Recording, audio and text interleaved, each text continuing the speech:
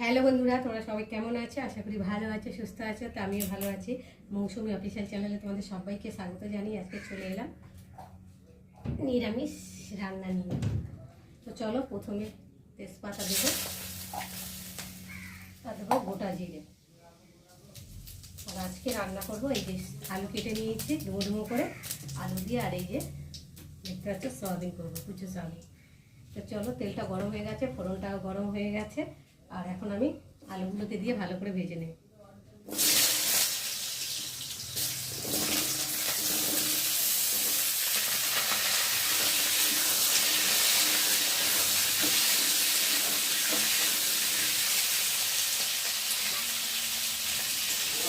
আলুগুলোকে একটু ভালো করে ভেজে নেব।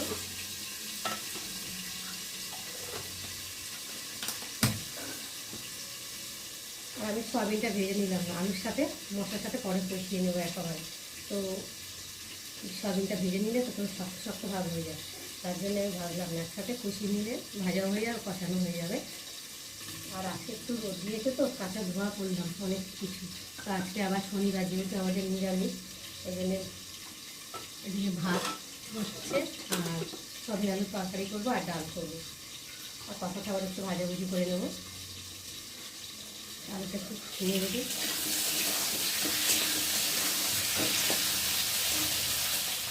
তো দেখো বন্ধুরা, আলুটা ভালো করে লাল লাল করে ভেজে নিয়েছি, আর এখন দিয়ে দেবো স্বাদ মতো নুন,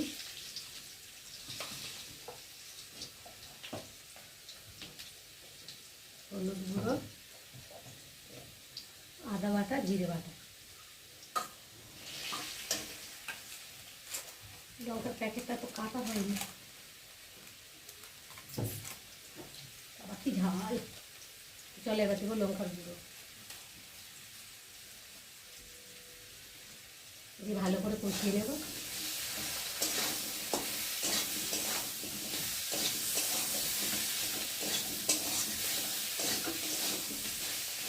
আর এবার দিয়ে দেবো সেদ্ধ করে রাখা সয়াবিনগুলো, মশলার সাথে একসাথে কষানো হয়ে যাবে।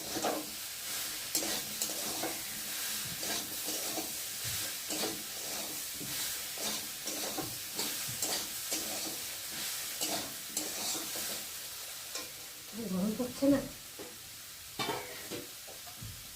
অনেকটাই কাঁচাকুচি সেরেই দিয়েছি।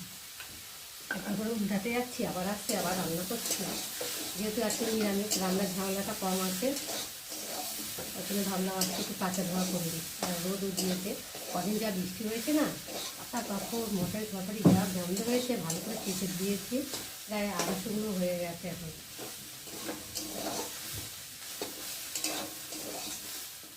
তো দেখো বন্ধুরা, আমার ভালোভাবে কষানো হয়ে গেছে, আর মশলা থেকে গন্ধ ছেড়ে দিয়েছে, আর সুন্দরভাবে কষানো হয়েছে। আর কালারটা দেখো কত সুন্দর হয়েছে। তো কালারটা কেমন হয়েছে তোমরা কিন্তু অবশ্যই কমেন্টে জানিও। গন্ধটা যা সুন্দর বেরিয়েছে, ভালো করে নেড়ে আর এখন আমি জল দিয়ে দেবো, মাখা মাখা করবো, কেননা ডাল আছে তো, তার জন্য ডাল দিয়ে সবই দিয়ে খাওয়া ভালো করে নেড়ে। আর এখন ঢাকা দিয়ে ভালো করে ফুটিয়ে নেব। তো দেখো বন্ধুরা, আমার সয়াবিনের তরকারি রেডি হয়ে গেছে, আর দেখো কত সুন্দর হয়েছে, কালারটা খেতেও খুব সুন্দর হয়েছে নিশ্চয়ই। যাই হোক, এখন দেখি আলুটাও সেদ্ধ হয়ে গেছে, আর দেখো মাখা মাখা মতো হয়ে গেছে, ঝোলটা অনেকটা শুকিয়ে গেছে। আর এখন আমি স্বাদ মতো অল্প করে একটু চিনি দেবো, আর দেবো মিট মশলা দিয়ে একটু ভালো করে নেড়ে নেব।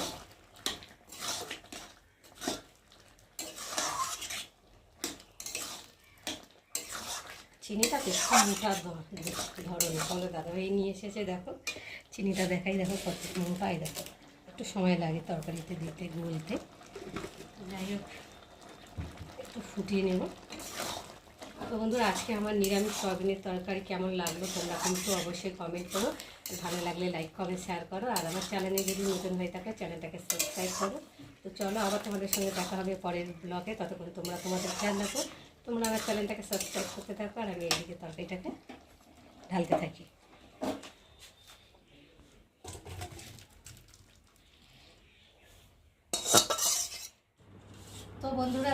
রান্না করে চান ঠান করে পুজো দিয়ে আর চলে এলাম খেতে। তো দেখো ডাল হয়েছে, মুগ ডাল, আজকে শনিবার যেহেতু, আর সবিন আলুর রেসিপি তোমাদের সাথে শেয়ার করেছি। আর এই যে মেয়ের ভাত, আর আমি এই ভাত বেড়ে রেডি করে নিয়েছি। আর সাথে রয়েছে এই যে পাঁপড় ভাজা, দুরকম পাঁপড়। তো দেখো লাভ পাবো আজকে নিরামিষ, তো সিম্পল রান্না। তো চলো আমি এখন সবিনটাকে খেয়ে দেখি কেমন হয়েছে, তারপর তোমাদের সাথে শেয়ার করবো। আমি আজকে এত কাচাকুচি করেছি তো আমার এমনিতে অ্যালার্জি, আরও ঠান্ডা লেগে গেছে, ঠিকভাবে তাকাতে পারছি না, চোখটা কতটা লাল হয়ে গেছে। যাই হোক এখন খেয়ে দিই। খুব সুন্দর হয়েছে। তো বন্ধুরা তোমরা এরকম নিরামিষ সয়াবিন বানিয়ে খেয়ে দেখো, ভীষণ ভালো লাগবে।